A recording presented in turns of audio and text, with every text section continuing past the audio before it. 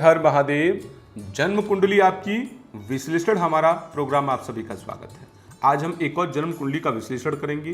जिन्होंने जानकारी भेजी इनका नाम है आशीष जी। ये अपने पुत्र वेदांत के बारे में जानना चाहते हैं। डेट ऑफ बर्थ है 1 जून सन 2018, समय 6:25 AM। जन्म स्थान है आगरा, उत्तर प्रदेश। आज 1 जून है, बच्चे का जन्मदिन है। हमारी तरफ से ढेर सारी शुभकामनाएं।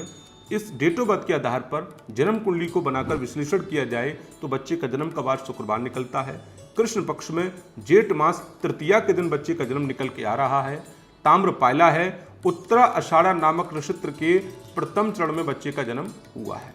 बात करते हैं कुंडली में तो मिथुन लगन है, धनु राशि की जन्म कुंडली बन रही है।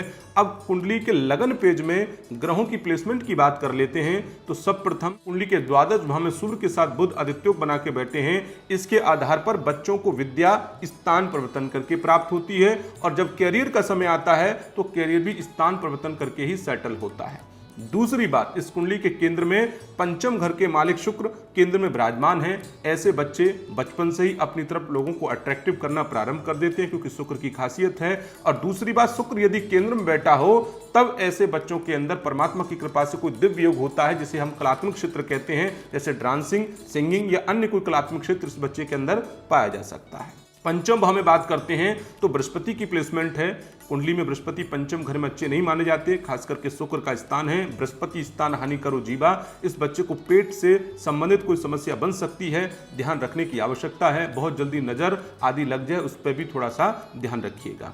कुंडली में आगे बढ़ते हैं। मंगल के संग केतु की प्लेसमेंट है। बच्चा मंगली है, केतु के साथ बैठ जाए तो अंगारक दोष बन जाता है। ऐसे बच्चे के अंदर चिड़चिड़ापन, गुस्से की प्रवृत्ति, जल्दी किसी चीज की जिद हट करना, ऐसी युति बन रही है। इस पर थोड़ा सा काम करना है। अब मंगल के संग केतु को एक साथ होने से अंगारक दोष बनता है, जिसके चलते हुए बच्चे को रक्त से संबंधित ब्लड इन्फेक्शन की शिकायत भी बन सकती है।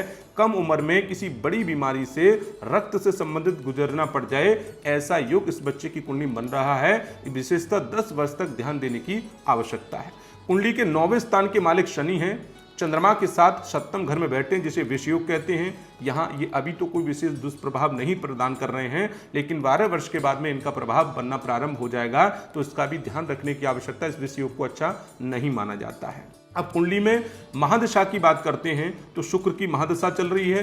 अंतर्दशा की बात करते हैं तो चंद्र ग्रह की अंतर्दशा चल रही है। अब शुक्र की बहुत बड़ी भूमिका है, इसे ध्यान दीजिएगा। शुक्र इस नक्षत्र के मालिक भी हैं इस कुंडली में।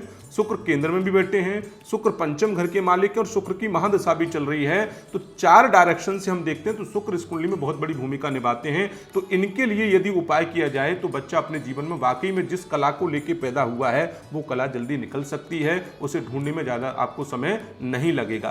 क्या करना है, शुक्रवार के दिन शिवालय जाएं, भगवान शंकर को बच्चे के हाथ से इत्र, किसी पुष्प में इत्र लगा लीजिए और भगवान शंकर को अर्पण कराइए और वहीं उनके समक्ष बैठकर भगवान शंकर के सामने शुक्र का मंत्र 108 बार जरूर जप पिता या माता में से कोई कर सकता है। दूसरी बात, बुध के लिए बुधवार के दिन बच्चे के हाथ से हरा चारा गाय को दान कराया जाए और किसी किन्नर के पैर स्पर्श करा के इस बच्चे को आशीर्वाद दिलाया जाए। ऐसा करने से बुध अच्छा होगा, शुक्र अच्छा होगा और बच्चा अपने करियर में आगे बढ़ता चला जाएगा। थोड़ी दिक्कतें स्वास्थ्य से संबंधित बन सकती हैं बीच बीच में, उनमें भी परमात्मा की कृपा से रिलीफ मिलेगा। और शनि चंद्रमा का जो विष दोष बना हुआ है, इसके चलते हुए आप हर शनिवार के दिन या महीने में 1 शनिवार एक बना लीजिए, बच्चे का हाथ लगाकर गरीबों को भोजन करा के आइए। उनकी दुआ से बच्चे विष दोष के दुष्प्रभाव से बचा रहेगा। बाबा शिव कृपा करें, ऐसी हम कामना करते हैं। बच्चे का जीवन मंगलमय हो। हर हर महादेव।